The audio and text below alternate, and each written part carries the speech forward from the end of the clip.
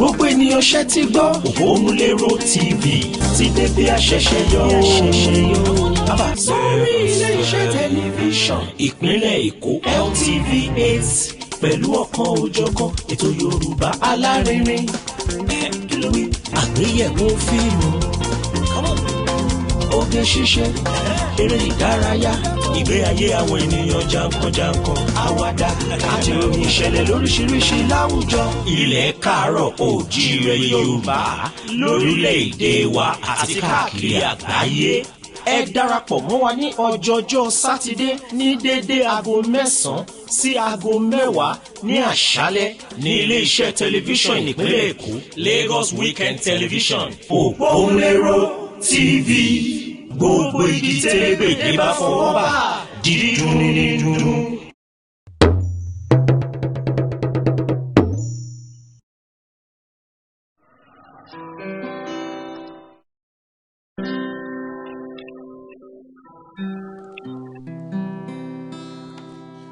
Òpómúléró balẹ̀ bí ọ̀wàrà òjò.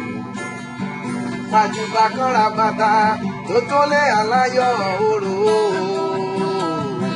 Ẹ káàbọ̀ sórí àwọn bàǹkọ̀ ètò ayé ìwà àdùn gidi gan. Ètò ọ̀kan ọ̀jọ̀kan lórí amóhùnmáwòrán wa. Ẹ̀kọ́ àṣà ìṣaralóge ìdárayá o. Ìròyìn ìṣẹ̀lẹ̀ àpọ̀túnbọ̀ láti ilẹ̀ Yorùbá lókè òkun o. Ẹkú kalẹ̀ sáàgòdè Òpómúléró. Bàbá, màmá, bọ̀dá wa, sísá wa, ẹ̀yin ọmọdé ilé, ẹkú ìkàlẹ̀ níbẹ̀ ń. Túndé Kèlání lóníkàkí gbogbo yìí pé o. Ayé ìwà àdùn gidi gan. ÒpómúléróTV lóníkàkí gbogbo yìí o. Ayé wa aládùn àlóyìn gidi gan.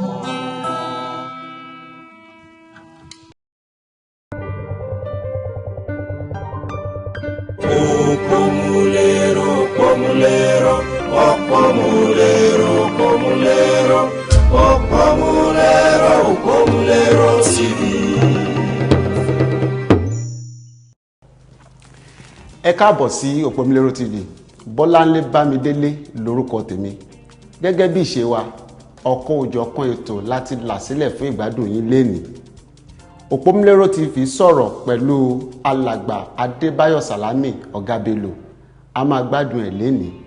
Àfihàn fíìmù Oleku á tẹ̀síwájú. Àyọ̀ká ń kọrin náà gbẹ̀yìn. Àmọ́ ẹ jẹ́ a kọ́kọ́ gbọ́ àkójọpọ̀ ìròyìn láti àwọn ìpínlẹ̀ Yorùbá lábẹ́ àkóso Dawn Commission pẹ̀lú Tolúlọpẹ́ Ìbíkúnlé.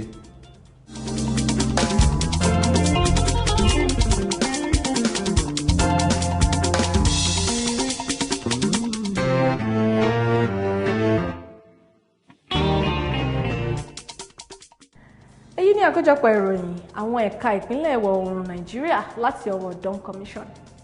Tolúlọpẹ́ Ìbíkúnlé ní orúkọ mi. Yàrá ìkàwé yàwé ìgbàlódé máa mú ìdàgbàsókè bá ètò àṣà ní ìpínlẹ̀ Èkó.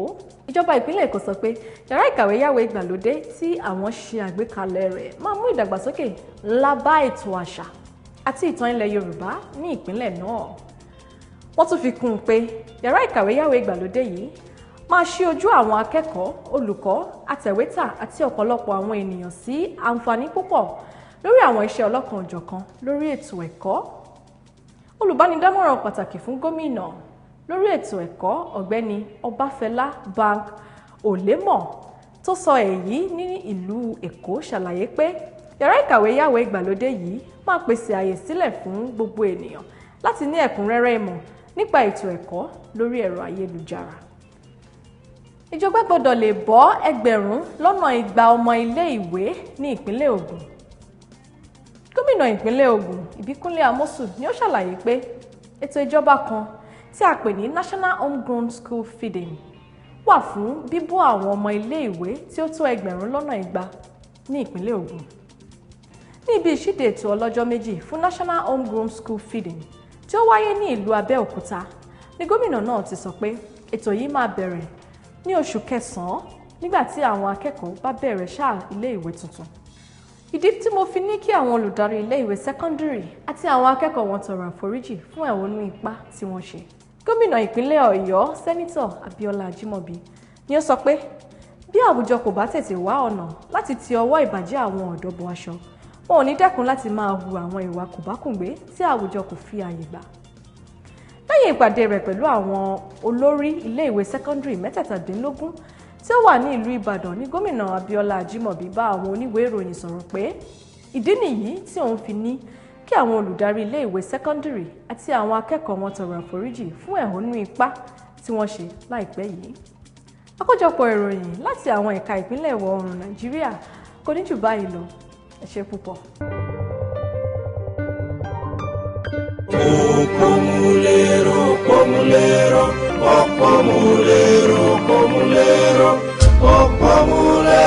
ÒpómúléróTV.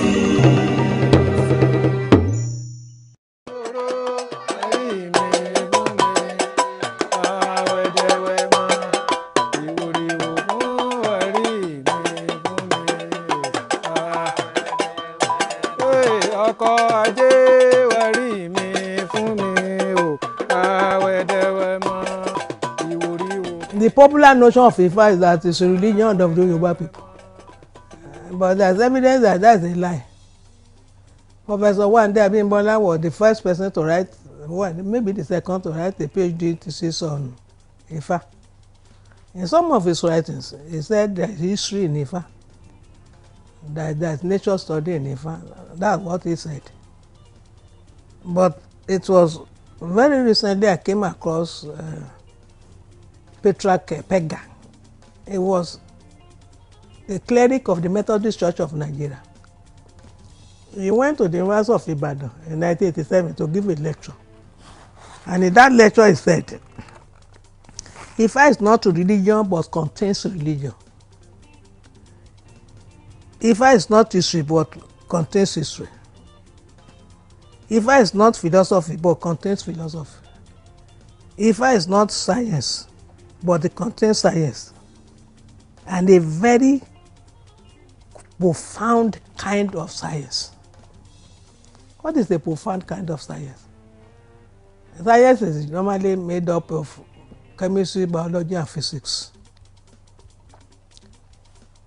Now, the problem we have, as I said, to testify whether that man is a liar or not, you must go into Ifa literature. bí èkúté rẹ bá mọ̀gùn tí bá màjá àwọn adarí ikú jìn dá Ọ̀rúnmìlà ń jẹ́ àjogún òdì ó sùn mọ́júmọ́ wọn ní ọkà rẹ̀ kọjá rí ẹbọ ni ó ṣe Ọ̀rúnmìlà lọ́gbẹ́ bọ́m̀bẹ̀ lórúbọ adéńjú aré mọ̀mọ́ yìí o àṣẹ ni mọ̀mọ́ yìí o arìnjọ́. And when you go into Ifa literature, what do you discover? In Ifa, it is clearly stated that the unit of counting must be binary. Méjì méjì Ọlọ́run dá gbogbo nǹkan tó wà láyé. In other words, there's always the positive and negative. Western philosophy knows that, but to them, the positive is opposite of the negative, and they can never come together. But for Ifa, it cannot be separated. The example is very simple. This is my hand. This is one side. This the other side. Are they the same? Can you separate them? The white man will say this is positive, this is negative, and they can't come together. Try to remove my hand so that there's only one side. Take the coin, head and tail. Can you remove the head and have the tail alone? They are inseparable. And that is why when the white man started to count mathematics, arithmetic, 1, 2, 3, 4, the Yoruba did not do that. 0, 1 is one figure. Maybe 1, 1, maybe 2, 2, but they must always be 2. Now, for your information, that is the newly discovered in Western mathematics, binary. Before, it was not binary, it was 1, 1. Ifa is the one that says that everything must have 2 sides. They are inseparable. Think of a mountain. Does it make sense if you don't have the idea of a valley? I know mountain. The valley is down, but take one. Does it have meaning? A mountain is a place higher than. So separate the idea of mountain. It doesn't have meaning unless there's a valley there, up and down. But the Yoruba man will want you to talk of mountain without referring to valley. It doesn't have meaning. Now, in the West, materialism is the most popular theory. It is very simple. Everything in the world is material. And if it is material, I can know it through my 5 senses. Touching, tasting, and so on. But they know there's something that is not material. They call it idea of spiritual. They say it doesn't exist. But if Yoruba say matter and opposite of matter are inseparable, then how can you say you say that this one does not exist, but this one exists? It's not possible. Today, the latest development in science is particle physics, which is recognition of the two, which is Yoruba philosophy that existed more than 2,000 years ago. And the man I'm talking about, you can go on the online, Frank Smith Jr. He drew out how Ifa is a description of binary mathematics and particle physics. So, you know the problem we have. Ifa is a storage, putting together everything you know. It was not separated. But because you see it as a religion, you think it doesn't have anything. That's a lie. If you want to educate your child, it's everything you know that you want to pass on to your child. Then you must put everything together. And that was what happened. That's why the title of my book, Classical Philosophy. In the time of Socrates and so on, there was only one discipline, philosophy. Politics is there, mathematics is there, science is there. It was much later, in the Middle Ages, that you start to break it. Every discipline today is an orphan. The mother is queen. We call it philosophy, queen of all sciences. It is philosophy that gave birth to all of them. If I still at the level where it has not been broken, but all the disciplines are there. You can go down and find it. You see mathematics there. You see physics there. You see biology there. There's nothing you don't see there. As I said again, for me to say there's physics and biology in Ifa, there must be evidence. And the evidence is in the oral literature. You must go and read it and discover whether it is there or not. It's not just a stipulation.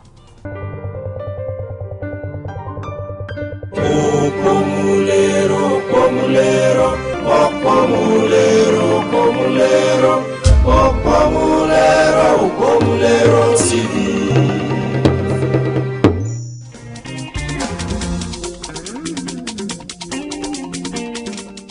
Ẹni tẹ́ pé ń fẹ́ o bóyá ni ó fi fẹ́. Ẹni ẹ pé ń fẹ́. Ẹni ẹ pé ń fẹ́ bóyá ni ó fi fẹ́. Ẹni bàbá torí ẹ̀ nà mí o, bó dé ń ọ̀rá tìrẹ bọ̀ fún. Ẹni màmá torí ẹ̀ nà mí o, bó dé ń ọ̀rá tìrẹ bọ̀ fún. Ẹni ẹ pé ń fẹ́. Ẹni ẹ pé ń fẹ́ bóyá ni ó fi fẹ́. Ẹni ẹ pé ń fẹ́ o bóyá ni ó fi fẹ́. Ẹni ẹ pé ń fẹ́.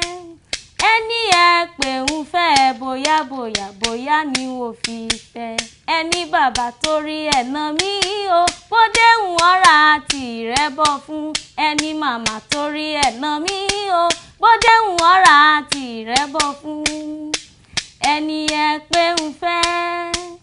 Ẹni ẹ pé ń fẹ́ bóyá ni ó fi fẹ́.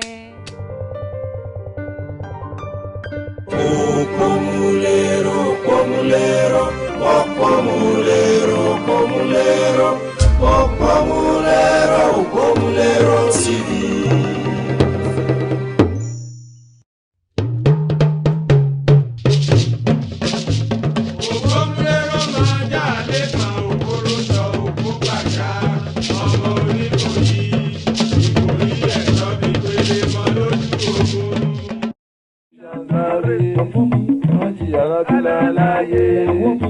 mo ṣì ká tó lọ láyé. Wọ́n tilẹ̀kùn mọ́ mo nílé. Wọ́n tilẹ̀kùn mọ́ mo nílé. Òkì gbé máa wọlé àmàṣà. Kẹlẹlẹ. Ọ̀bọ̀n mi kà má jìyà. Alálàyé. Ẹbí mi kà má mo ṣì. Alálàyé. Ojú ẹ̀. Wọ́n tilẹ̀kùn mọ́ mo nílé. Ojú mi. Wọ́n tilẹ̀kùn mọ́ mo nílé. Òkì gbé máa wọlé àmàṣà.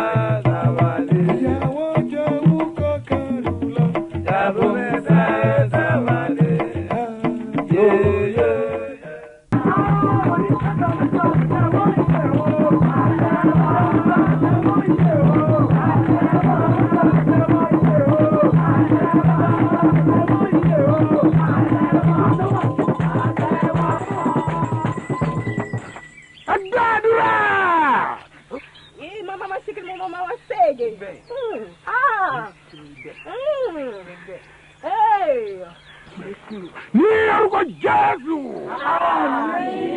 Ẹ̀kọ́ ni ìyìn sí Olúwa. Mo ti bá Jésù lọ sọ́dé. Mo ti bá Jésù lọ sọ́dé. Mo ti bá Jésù lọ sọ́dé. Mo ti bá Jésù lọ sọ́dé. Èṣù délé kò bá mi délé. Mo ti bá Jésù lọ sọ́dé. Jọ́jọ́ ayé bàbá.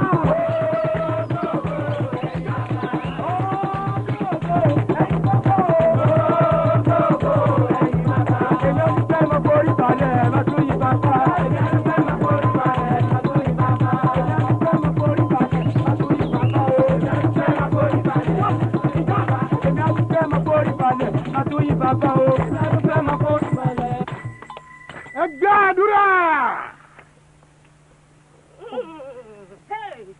Arákùnrin Abífárìn.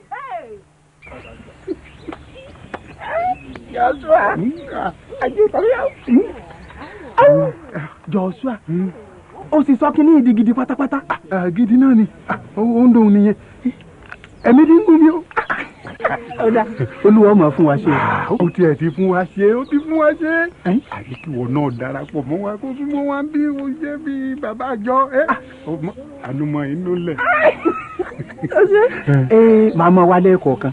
Mo ń lọ síbi kan mo ní kí n yà kí ọ. Má gbàgbé mi síbí o. Lẹ́ẹ̀kọ̀ọ̀kan kí wọ́n náà máa yọjú.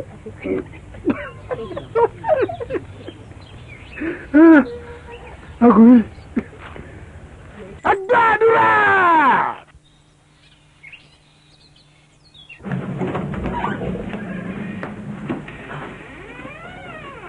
Ṣadé. Ẹ káàsán. Báwo ló ṣe mọ bí? Ẹ ṣe júwe fún mi náà ni, ṣùgbọ́n mo tún wá béèrè ọ̀nà. Ẹ wọlé. Ibo ló ti rí Mọ́ńkele? Àbúrò mi mà ní. Kí lórúkọ ẹ? Tolúlọpẹ́. Tolúlọpẹ́. Jókòó. Jókòó. Ó mà ní wá dúpẹ́ àná mà ní. Ẹ ṣe mọ ẹkú àgbálẹ̀ mi àná. Dìde. Kò tọ́ pẹ́ dìde. Ẹ̀yin lẹ máa jẹ́ kó kú gba sójà yín dà mí láàmú lánàá. Ṣé ò fara pa ṣá? Kò pọ̀ púpọ̀. Ká ṣàdúpẹ́ lọ́wọ́ Ọlọ́run tó gbà á lọ́wọ́ wọn. Ẹ pẹ̀lẹ́. Bí wọ́n á ṣe ní nàìjíríà.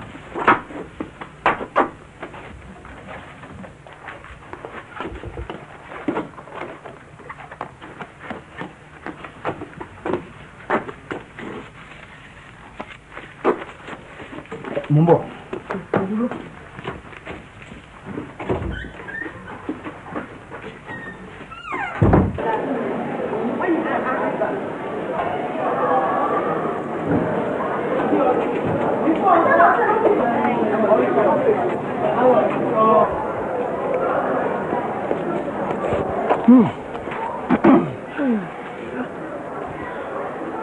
ọ̀tá yọ̀ mí ọwọ́ bá mi pátá mo gbé gbági o. eléyìí ò dáa o ìkà làwọn ará bíbá yìí. ìbéèrè wọn yìí lé o àwọn wo ni wọ́n dáhùn náà. èkejì ẹ̀kẹta àti ẹ̀kẹfà.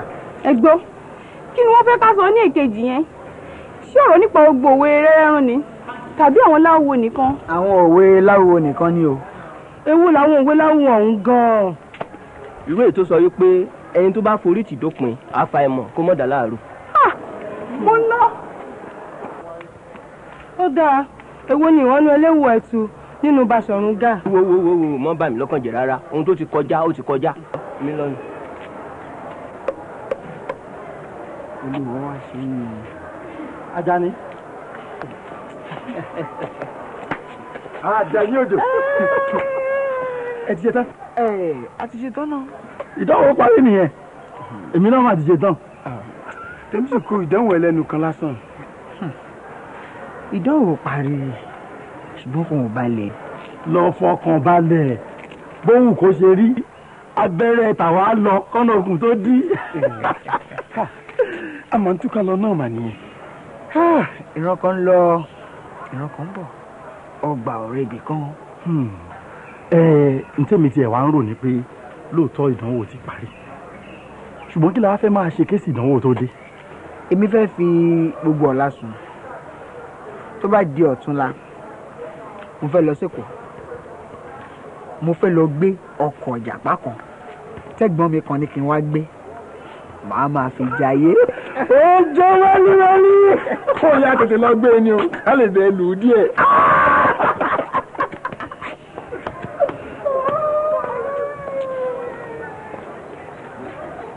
Ajani kare made nde kare jókòó kare mo gbọ́ pé o ti ṣetán báyìí. bẹ́ẹ̀ ni sà. kare a máa dúpẹ́ lọ́dọ̀ Ọlọ́run o a dúpẹ́ iṣẹ́ rẹ ló fi ṣe Ọlọ́run ó dúró tì ọ́ orí bàbá rẹ ẹ̀gbọ́n mi lọ́run yóò dúró tì ọ́ ó kare. Àjàní tí mo fi pè ọ́ ni pé jíjáde ló jáde yìí o pẹ̀lẹ́pẹ̀lẹ́ dọwọ́ rẹ pẹ̀lẹ́pẹ̀lẹ́ dọwọ́ rẹ o ayé àárín ọgbà yín ó yàtọ̀ sí ayé òde ìgboro pẹ̀lẹ́pẹ̀lẹ́ o. mo gbọ́ sà. mo sì gbọ́ pé o ti ríṣẹ́. bẹ́ẹ̀ ni sà iṣẹ́ olùkọ́ ni mo rí. èyí náà dáa adúpẹ́ yóò dáa fún ọ Ọlọ́run ó fún ọ lókun pírí ló máa sùn pírí ló máa jí pírí ló sì máa dìde torí pírí lológo jí àìbókùn rẹ yẹ lórí ìtẹ́ yóò dáa fún ọ yóò dáa fún ọ.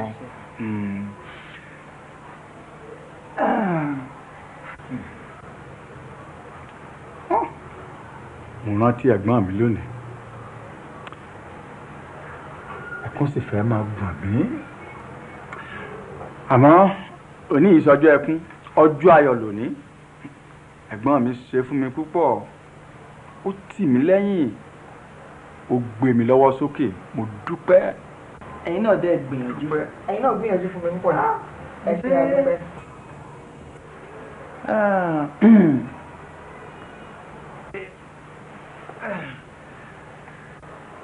Àjàní tí mo wá fẹ́ ṣe ń sìn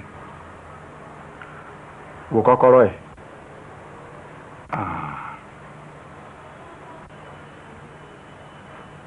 kọ́kọ́rọ́ ọkọ̀ tó wà ń ta yìí ni gbà mo fún ọ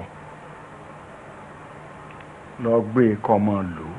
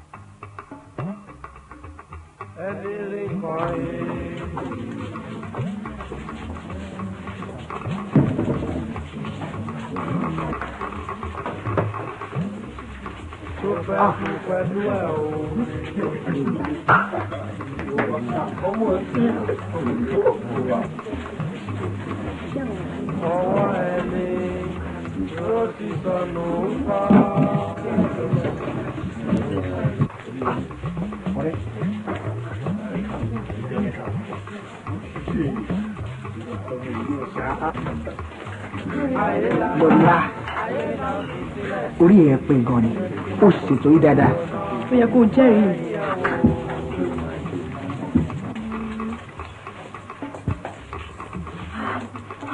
Ṣadé ó lè wá. Bẹ́ẹ̀ ni ìgbà tí mo ti róníṣẹ́ yín àti gbọ́dọ̀ jìnnà síra wọn mọ́. Ó ṣe. Ẹ wà wọlé.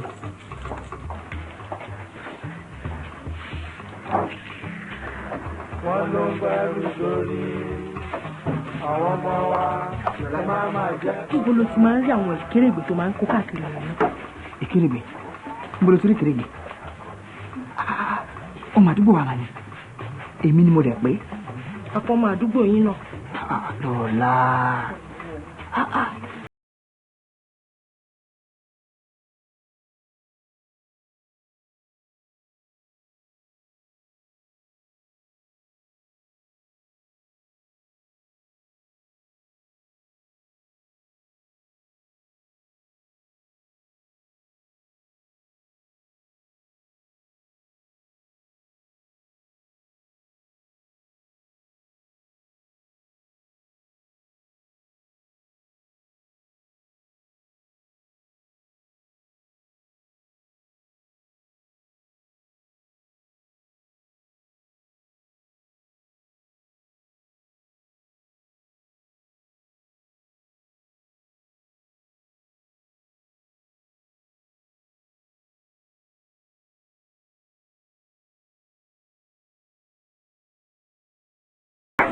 Ẹ ṣé gan-an, ẹ kú ijó, ẹ kú àjọṣe náà, irú àdúgbò yà á kárí o.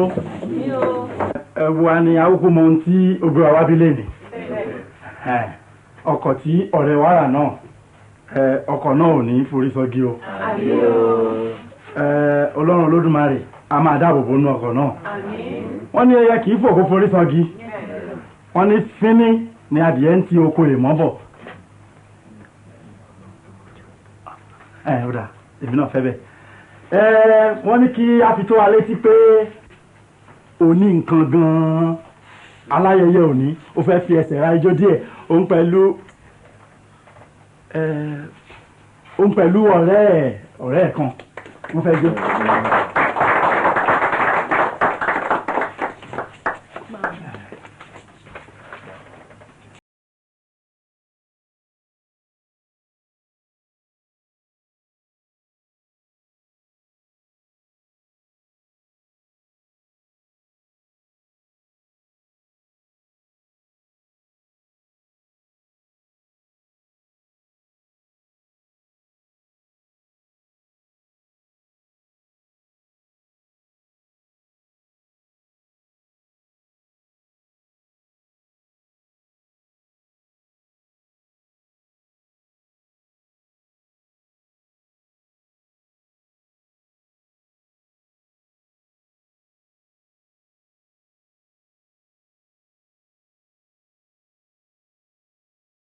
sọ gbogbo rẹ̀ ní sùúrù dákun. Àṣàkẹ́ ń gbọ́ kùn bí dámilò má jẹ́ kí n tó gbọ́ bẹ́ẹ̀ mọ́. Ó mọ̀ pé ìwọ ló ní nǹkan tí ẹ làjà ní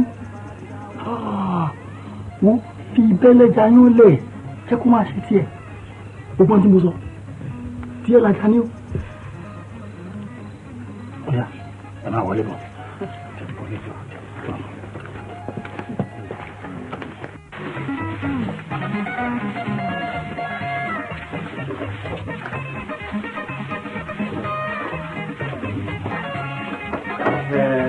ẹ ṣé o ẹ ṣé gan-an ni lẹ́ra jókòó.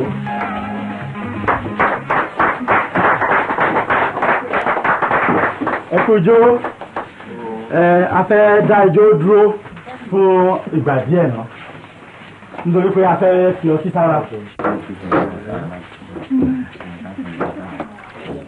ẹ wo èmi ti fẹ́ máa lọ o ẹ ṣe kú ìnáwó ẹ dẹ̀ kú fẹ́.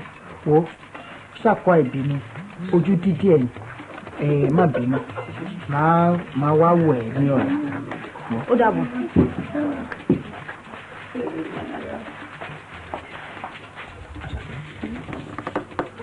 ilẹ̀ má ti ṣú. nígbà tí ilé ẹ̀ṣọ́ ń kọ́ èmi ò tí ì ṣetán léwu. ó dà máa bọ̀ náà.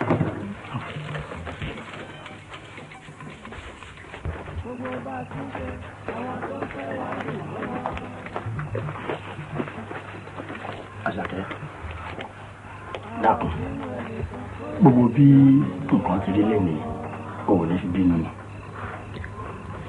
èmi ò bínú ṣùgbọ́n mo fẹ́ bá Àjàní sọ àwọn ọ̀rọ̀ kan tí. tó bá rí bẹ́ẹ̀ jẹ́ kémi fún mi láyé tiẹ̀ mọ̀ bọ̀.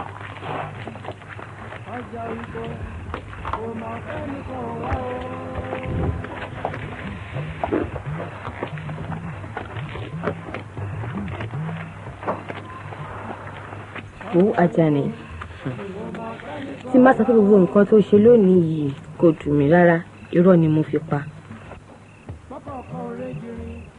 jọ má fi ṣèbínú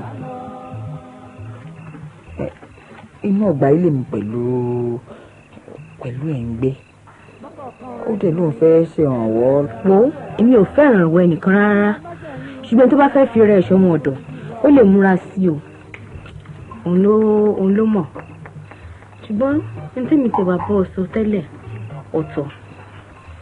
Àjàní wò ara tèmi ò yá o inú run mi òtútù sí imú mi. wọ́n láti jẹ́ pé ibà ni tètè yára. mo dá ibà mọ́ kì í ṣe ibà rárá. bóyá ó jẹ èso tí ò sọ pé àkókò mángòrò làwà yìí. mi kì í ṣọmọdé. kí ló wá rò sí. ó dàbí ẹni pé mo ti fẹ́ra kù.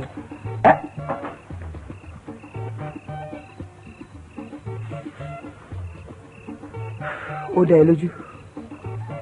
mo ti ń ṣàkíyèsí ẹ̀ láti bí ọ̀sẹ̀ mẹ́ta sẹ́yìn. ó dà kò sí fòyà kò séwu kankan. ìfòyàwó ni ò sí bàbá ò gbọ́dọ̀ gbọ́ o. mo ní kó fọkàn balẹ̀ gbogbo ẹni máa yanjú pátá èmi ní mo sọ bẹ́ẹ̀ ṣùgbọ́n ó yẹ ká rí àrídájú ohun tó ṣẹlẹ̀ ká tó mọ ohun tó kàn. máa dọ́dọ̀ ẹ̀ lọ́la ká lọ ṣe àyẹ̀wò ẹ̀ ó yẹ ó dà wá máa lọ́lé. ilé ìbò mo ló máa gbé mi lọ́lé o. ó dà lọ́dọ̀ dè mí yàrá. ìjọba.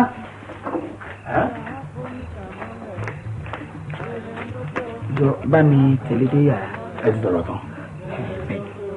bá mi tẹ̀lé ká lọ. má pẹ́ o. yàrá gbà mí.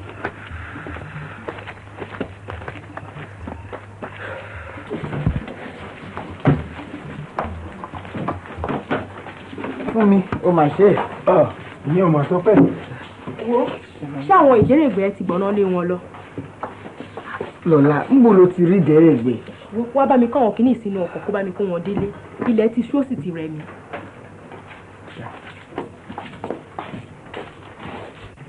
wo ọ̀rọ̀ pàtàkì kan wà. Kí ló dé? Kò lè tó yẹn. Ṣé o mọ̀ pé mo sọ pé mo fẹ́ lọ sí òkè òkun tẹ́lẹ̀ fún ìsinmi wa yìí? Ṣùgbọ́n báyìí mi ò lọ mọ́, mo fẹ́ dúró tì ẹ́. Ìyẹn dà. Mo tún fẹ́ kí o kọ́ mi ní ọkọ̀ wíwà.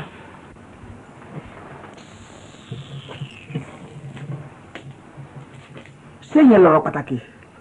Ó tàn.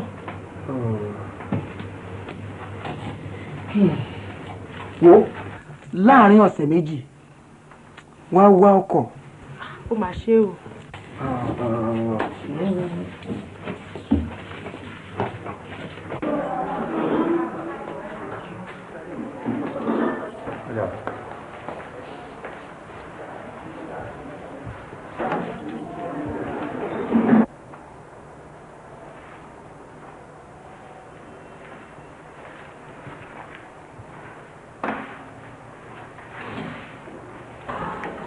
Wọ́n ní sílè mẹ́wàá ni.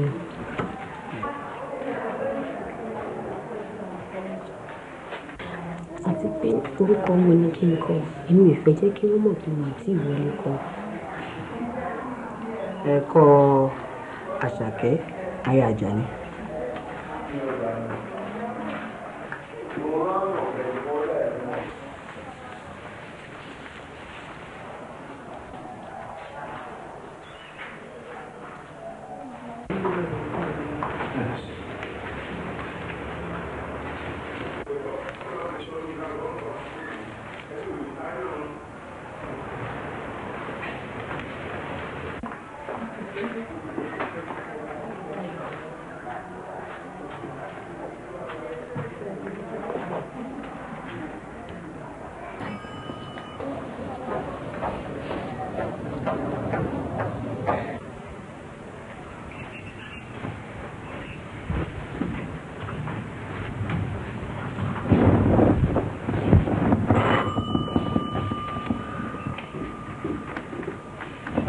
Máa mú arábìnrin lọ sí àwọn àyẹ̀wò kan pé àìtẹ̀lé wọn.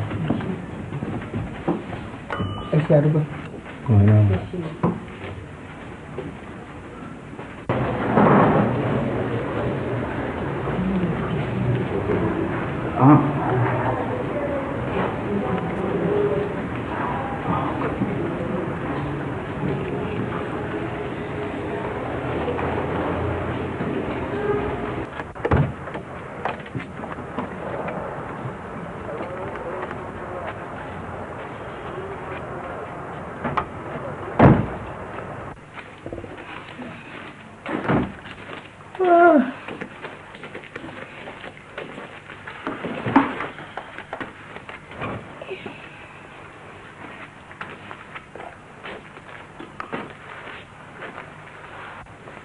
Àjàní, ṣé o ti wá rí pé tòótọ́ ni gbogbo ohun tí mò ń wí báyìí? Kí wá ní ṣíṣe o? Mo fẹ́ kó fọkàn ẹ balẹ̀. Òkú tí ìhàn kò ti dàbàrà méjì. Mo fẹ́ kó dọ́gbọ́n kan. Mo fẹ́ kó sọ fún ìyá mi rẹ wípé o fẹ́ mú ọ̀rẹ́kùnrin ẹ̀ wálé. Ìyá mi rẹ àwọn á sọ fún bàbá rẹ̀ tí wọ́n bá ti lè gbà tó ń gbà mí wọlé gẹ́gẹ́ bí ọ̀rẹ́kùnrin ẹ̀ kékeré ní tó kù. Àjàní, kó rọrùn bó ti wí òun, bàbá wa lè jù bá ń lọ. Àmọ́ ṣá, ń ò dánwò ná. Dánwò.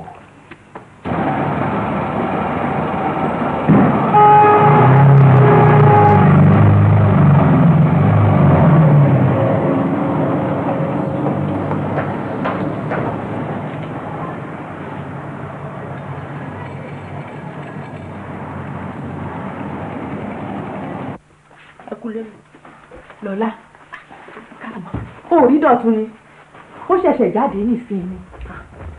Wàhálà wo lẹ wá ń fúnra yín sí? Ẹ jẹ́ kó máa bá tiẹ̀ lọ, àbí? O ò kí, o ò pàdé ẹ̀. Lọ́lá, Lọ́lá, ọmọdé ń ṣe ẹ́, o ò mọ nǹkan kan. fún ọmọọrọ àwọn ọkùnrin kò burú. Ṣé wàá wá nǹkan jẹ? Mi ò jẹ kankan, màá ti má ṣe tán màá máa jẹun. Ẹ ti parí ìdánwò yín, kí ló tún ṣe lọ́gbà?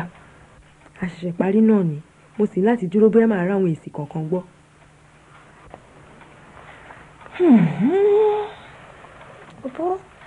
Ẹ ṣáà kú tọ́jú ìyàwó ọkọ yín. Ọkọ wo? Ìyàwó wo? Ṣé o mọ̀ pé ọkọ ẹ ti níyàwó mi? A ní pẹ́ wá kí yín kú ewu ọmọ. Kí lẹ̀ ń sọ? Àwọn ọ̀rọ̀ bí òwe tẹ́ máa ń sọ yóò yé mi jàre. Eléyìí ò ń sọ̀rọ̀ òwe. Ojúlówó ọ̀rọ̀ pọ́nbélé ni mò ń sọ fún ẹ. O mọ̀ wípé Àṣàkẹ́ ó ti lóyún fún Àjàní. Ṣé nǹkan tí Dọ̀tun wá sọ fún yín nìyẹn? Oníbàjẹ́ ni Dọ̀tun, onírọ́sì ni. Ẹ wò ẹ jẹ́ kí n fi yé yín. Ṣé ẹ rí tí tèmi ní Àjàní ṣe títí dọ̀la?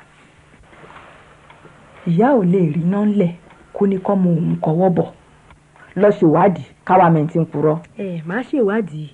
Mo ti mọ̀ pé Dọ̀tun náà ló wà nídìí gbogbo ọ̀rọ̀ yìí. Ṣé ẹ̀yin mọ̀ Àṣàkẹ́ rí tẹ́lẹ̀? Ṣé ẹ mọ ẹni tó ń já Àṣàkẹ́? Ẹ wò ẹ jẹ́ kí n sọ fún yín. Tí mi ò bá tiẹ̀ pàpà fẹ́ Àjàní mọ́, kì í ṣe ilé Dọ̀tun ni máa padà sí. Èmi kọ́. Mo ti mọ̀ pé ẹ rí mi tẹ́lẹ̀ tẹ́lẹ̀. Lọ́lá.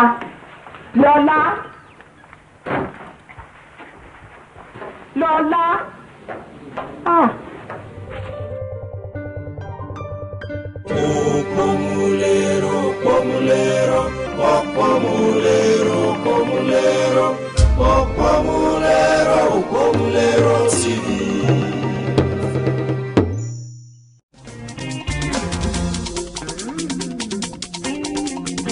Tíyàn bá wo bí ìrìn àjò yẹn ṣe ń bọ̀, tó bá wo ìgbà tí àwọn òbí wa, irú àwọn òbí mi ń sìn, tí wọ́n kọ̀ jálẹ̀ fún mi pé kí n tán faramọ́ kí n lọ ṣe, tíyàn bá wo ìgbà tí mo sá jáde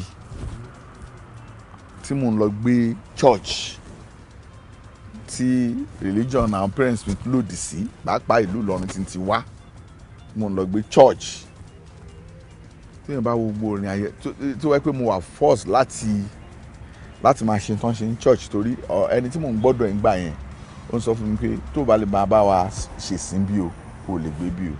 Mo rán sùtánà. In fact at that time èmi ni máa ń kọ nǹkan tẹ́lẹ̀ mi bá sọ́lẹ̀, ṣé you understand? So nǹkan tẹ́lẹ̀ mi máa ń kọ́lẹ̀ ńgbà yẹn ó wá ti wá ń dùn mọ́ mi débi pé tẹ́mi ò bá ti gbé èèyàn mi ní láìkẹ́ ó dẹ̀ ní particular orin kan tó máa ń kọ tẹ́mi fi máa ń gbé wọn, màá kàn sáré gbé orin yẹn ni, bá ní mímọ́ sọ̀kalẹ̀ wá o àwa ń wá kó wá bá wa sọ̀rọ̀ ìjìnlẹ̀, àdàbà mímọ́ sọ̀kalẹ̀ wá o àwa. Ohun mi máa sọ̀rọ̀ kì í ṣá máa kọ́ fún mi iṣẹ́ mi ṣe, bẹ́ẹ̀ tó bá yá alàgbà kan sọ pé a kàn dá orin yẹn mọ́ mi lẹ́nu ni. So at that time tí n bá wo gbogbo orin àjò yẹn wọ́n tún fi wá mú mi padà sílé. Gbogbo time tí mo ń sọ yìí o, mo ti kúrò ní school, mo ti dọ́gbọ́n secondary school kó tó di pé and all the while mo ń ṣe eré. Tó bá wo gbogbo orin àjò yẹn nígbà tí mo tún join Federal Ministry of Works mi ò stop. Mo ti dáadáa pé first owó tí mo kọ́kọ́ gbà bicycle allowance tí mo gbà at that time a fẹ́ ṣeré kò sówó tá a máa fi tẹ postal, so wọ́n kó bicycle allowance yẹn fún mi, mo wá láti kólẹ̀ pé ká fi tẹ postal. Níbo la ti ṣeré ata ẹni báyìí sọ́tún sósì àwa 6 pence ló ní a ní kó máa fi wọlé. So by the time tí wọ́n wọlé àwa pa owó, nígbà tá a pa owó ò tiẹ̀ tó ìdajì iye tí mo bicycle allowance mi tí mo kó lẹ̀ ipe kan fi tẹ pósítà, right? Kí la ti máa ṣe? Mo ní ó ti lọ nìyẹn, wọ́n á ní kí n gbowó mi. Mo ní gbogbo àtàwá ṣe wàhálà ńkọ́, wọ́n ní eléyìí náà tó pin, ẹ jẹ́ ká ṣe ráìsì àtẹ̀wà kájọ jẹ. A fi jẹ téèyàn bá wo gbogbo ìrìn àjò wọn yẹn àti ìgbà tí bàbá mi rò kú nígbà tí bàbá mi rò kú yẹn gan-an wàhálà ṣẹ̀ṣẹ̀ bẹ̀rẹ̀. Kí ni wàhálà tó bẹ̀rẹ̀? Ìkíní náà tí mo kọ́kọ́ dúpẹ́ lọ́dọ̀ Ọlọ́run fún ni wípé àwọn èèyàn accept wa gbà tí bàbá mi rò kú. Tó bá yẹ pé wọ́n accept wa bóyá ìbá ti jẹ́ end nìyẹn, but àwọn èèyàn accept wa. Kí la ṣe máa bẹ̀rẹ̀ padà lẹ́yìn tí bàbá mi rò kú? Àwa lọ yáwó èlé. À ń pe bàbá yẹn ní bàbá àrọ̀gbà. Ó ń yáwó èlé ni, ó yá wa lówó, àárín nǹkan fi dúró, ó yá wa lówó. A fi wá organize play kan sí National Theatre. First play mi tí mo kọ́kọ́ kọ́ ni lẹ́yìn tí bàbá mi rò kú. But àjọ wa ń kọ àwọn yòókù náà nígbà tó wà láyé mi láṣẹ tó rí mẹ́ka àjọ kọ́ ni èmi fún wọn tán dojú ṣe gbogbo ẹ̀ àjọ kọ́ ni. The first thing tí kọ́kọ́ máa ń kọ́ ni omi ló dànù àgbẹ̀ òfò. So omi ló dànù yẹn àwọn èèyàn wá accept ẹ gan, inú wa dùn, àrígbèsè wa sàn. Bàbá ní ká máa lọ́tọ̀. Nígbà tó máa bẹ̀rẹ̀ tọ̀ yẹn a bẹ̀rẹ̀ travelling theatre àlọ́ north àlọ́ ilẹ̀ haúsá àṣekínní lọ́ọ̀rì tó wà níta gbé lọ ó pa fúkà sọ́dọ̀. Àwọn àní ok ẹ jẹ́ ká lọ gba hire purchase lọ́ọ̀rì. A gba lọ́ọ̀rì ńgbà yẹn we were paying ó fọ́ nìgan à ń san 900 lóṣù installment tá à ń san 900 lóṣù ni. Nígbà tí máa kà á mo ṣọ́ ó tó 12 times tán wá ń sì zẹ́ndì wa tàtẹ̀ kí n rí 900 yẹn san. Kí la ṣe máa ṣe? Àwọn sísà yẹn á ti dé ìlú tá a ti fẹ́ ṣeré àwa ò ní mọ̀ wọ́n á ti hang. So understand? Gbàgbàgbà a lè má pa 80 naira lójúmọ́ a máa jẹun a máa ṣe gbogbo ẹ̀. But téèyàn bá ro gbogbo yẹn téèyàn bá ro a wá wò rẹ̀ ń sìn gẹ́gẹ́ bí question ẹ pé mo dúpẹ́ lọ́dọ̀ Ọlọ́run. So mo dúpẹ́ lọ́dọ̀ Ọlọ́run lèèyàn máa sọ. Tí bá ní mo wà fulfill kò sí mo wà fulfill right. Mo dúpẹ́ lọ́dọ̀ Ọlọ́run ṣá. When I say it mo mean everything because tó bá yẹ pé gbogbo time tí mò ń tẹ̀lé tí mò ń lọ kò mú nǹkan kan jáde fún mi ńkọ́. Tó bá yẹ pé àwọn parents mi tó kọ̀ fún mi wíwá sọ pé kò tán ẹ àsọ fún ẹ but now inú wọn dùn pé wọ́n dẹ̀ mo ṣe tọ́ka sí pé ọmọ wa lélẹ̀. àṣé báyìí láyé rí ayé àkámọ́ra o. ejò ni mo rí tí mo pa ọmọ ènìyàn ẹlẹ́jẹ̀ lọ́rùn ó dọmọ ènìyàn aláìlẹ́ṣẹ̀. Ṣé rí tí èèyàn bá máa kọ sinimá wàá kọ́kọ́ wò pé sinimá tó fẹ́ kọ yìí àwọn ìdílé kan máa wò tó máa sọ tó máa sọ pé kìíní dẹ̀ ń ṣẹlẹ̀ sí wa ń bí o kìíní dẹ̀ ń ṣẹlẹ̀ sí wa ń bí o. Ọ̀pọ̀lọpọ̀ èèyàn lórí ọ̀rọ̀ ogún ló ti ṣègbé ọ̀pọ̀lọpọ̀ èèyàn ti ṣègbé lórí ọ̀rọ̀ kí ẹni tó súnmọ́ bàbá tàbí ìyá àyàn kó gbẹ́sẹ̀ lé ogún yàn. So ọ̀pọ̀lọpọ̀ èèyàn tó bá wò ó bẹ̀ yẹn pẹ̀lú bá ṣe ṣe pẹ̀lú àwọn tó ṣiṣẹ́ tó fara ṣiṣẹ́ nígbà yẹn in terms of acting àti technical crew àti gbogbo ń ta lò sí pátápátá ó jẹ́ kó mú àwọn èèyàn lára wípé ọmọ èèyàn ń fìyà jẹ báyìí. Mo rántí pa aṣọ ẹ̀ ní Kútọ́nù bá a ti ṣe ẹ̀ ń Kútọ́nù tá a ṣe tán lálẹ́ ẹjọ́ yẹn ni máa nǹkan kan sunkún jáde ó ní n tó lé mi ní Nàìjíríà rèé n tó lé mi ní Nàìjíríà rèé nítorí pé ọ̀rọ̀ ogun ó dá lérú ó ti dọ̀nà òru rẹpẹtẹ ó ń jẹ́ káwọn èèyàn accept movie yẹn and at the same time ìfẹ́ táwọn èèyàn ní séré nígbà yẹn pọ̀ ní rẹpẹtẹ tó yẹ pé cinema culture wà táwọn èèyàn kò dàbí ìsìn kò dẹ̀ ń ṣe irú wá ògiri wá gbogbo ìgbà yẹn àwa ń ṣe kódà káfara mo fẹ́ lè sọ pé n tí mi ò expect nínú sinimá ọmọ òrukàn ló wáyé kí ni nǹkan náà ni success ẹ̀ pé lórí owó ìgbà tó dé sèkò mọ̀ ń rówó ẹ̀rù ń bà mí gan nítorí pé ìfẹ́ láti ẹ̀kan fi ń ṣe pé kán tí a sọ pé orúkọ mi sọ pé mo ṣe nǹkan báyìí orúkọ mi kan ṣe báyìí kó tó wá di báyìí ọpẹ́ ní fọlọ́. Òpómúléró, òpómúléró, òpómúléró, òpómúléró, òpómúléró, òpómúléró TV. Ẹ káàbọ̀ padà. Ẹ má gbàgbé o, ẹ máa lo àwọn nǹkan ìbílẹ̀ Yorùbá. Ìyẹn la lè fi tẹ̀síwájú, tá a lè fi gòkè àgbà. Ẹ ṣe àpọ́nlé àwọn nǹkan ìbílẹ̀ Yorùbá, ìbáà jẹ́ oúnjẹ, aṣọ, bàtà, ọ̀ṣọ́ ara, nǹkan ọ̀pánú àti bẹ́ẹ̀ bẹ́ẹ̀ lọ. Ẹ dára sí, ẹ bu ẹwà kún, kó di nǹkan tá a lè fi ṣe ọrọ̀ ajé nílẹ̀ yìí àti nílùú òyìnbó. Tá a bá ti rí àwọn nǹkan bẹ́ẹ̀ lórí Òpómúléró TV, àwa bá yín polówó ẹ̀. Bọ́láńlé Bámidélé lórúkọ mi. Ká fayọ̀ pàdé lórí Òpómúléró TV. Ire o.